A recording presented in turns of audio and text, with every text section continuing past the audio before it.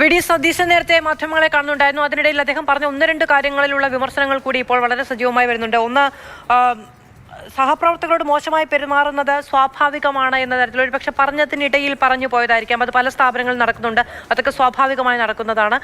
മാധ്യമ സ്ഥാപനങ്ങൾ അത്തരം പരാതികൾ വന്നിട്ടുണ്ടെങ്കിൽ നിങ്ങൾ എങ്ങനെയാണ് ഡീൽ ചെയ്തത് തുടങ്ങിയ കാര്യങ്ങളൊക്കെ. ഒരു വിഷയത്തിന് മുന്നിൽ നിൽക്കുമ്പോൾ സമാനമായ ചില കാര്യങ്ങൾ എപ്പോഴെങ്കിലും ഭൂതകാലത്തിൽ ഉണ്ടായിട്ടുണ്ടെങ്കിൽ അതിനോട് താരതമ്യപ്പെടുത്തി അതിനെ ലഘൂകരിച്ച് കാണുക എന്ന് പറയുന്നതല്ല പുതിയ കാലത്തിന്റെ രാഷ്ട്രീയം എന്ന് വി.ഡി. സതീശൻ ആരും പറഞ്ഞു കൊടുക്കേണ്ടതില്ല എന്ന് തോന്നുന്നു.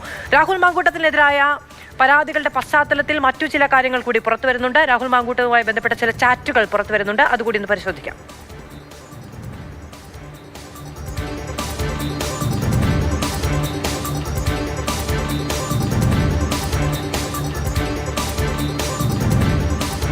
പ്രശാന്ത് കൃഷ്ണ വിവരങ്ങളുമായിട്ട്. പ്രശാന്ത്, ചില ചാറ്റുകൾ കൂടി പുറത്തു വരികയാണ്. കുറെ ആവർത്തിച്ച നമ്പറുകൾ ആവശ്യപ്പെട്ടു, ഞാൻ എത്ര നാളായി നമ്പർ ചോദിക്കുന്നു തുടങ്ങിയ കാര്യങ്ങളൊക്കെ ചോദിക്കുന്നുണ്ട്.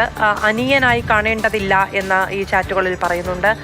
ഇതൊക്കെ ഇപ്പോഴത്തെ ഈ സംഭവത്തിന്റെ പശ്ചാത്തലത്തിൽ, ഈ വെളിപ്പെടുത്തലുകളുടെ പശ്ചാത്തലത്തിൽ കുറെ ആളുകൾ കൂടി ഇത്തരം അനുഭവങ്ങൾ ഉണ്ടായിട്ടുണ്ട് എന്ന് വ്യക്തമാക്കുകയാണോ?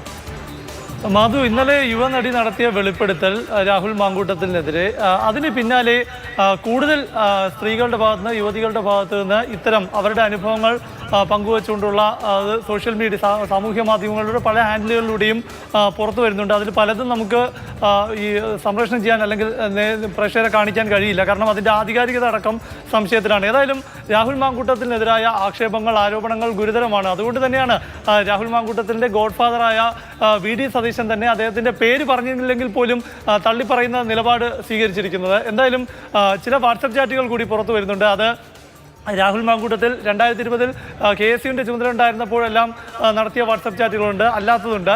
ഇതിന് പുറമെ ഒരു ഓഡിയോ സന്ദേശവും പുറത്തു വന്നിട്ടുണ്ട്. അതൊരു മാധ്യമപ്രവർത്തകയുമായി ഉള്ള സംഭാഷണമാണ്. അതീവ ഗുരുതരമായ കാര്യങ്ങളാണ്, ഉള്ളടക്കങ്ങളാണ് ആ വാട്സപ്പ്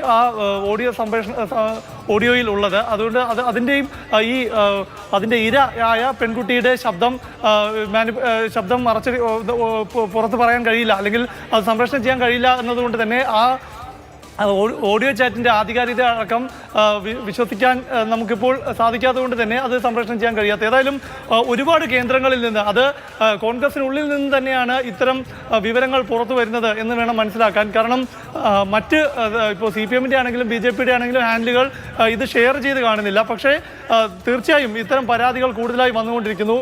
അതിലെല്ലാം ഒരു വശത്ത് രാഹുൽ മാങ്കൂട്ടത്തിൽ മാത്രമാണ് എന്നതാണ് ഈ വിഷയത്തിൻ്റെ ഗൗരവ സ്വഭാവം വർദ്ധിപ്പിക്കുന്നത്.